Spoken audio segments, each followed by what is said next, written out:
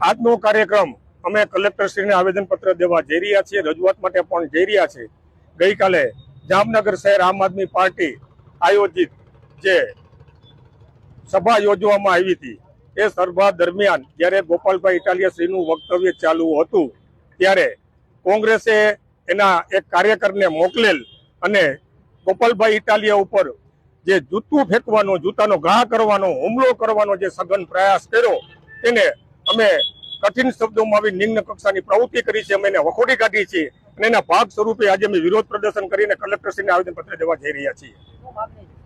માંગણી એક જ છે કે એના ઉપર કાયદેસરની ધારાધોરણ પ્રમાણે, ભારતીય સંવિધાન પ્રમાણે એના ઉપર પોલીસ ફરિયાદ કરે,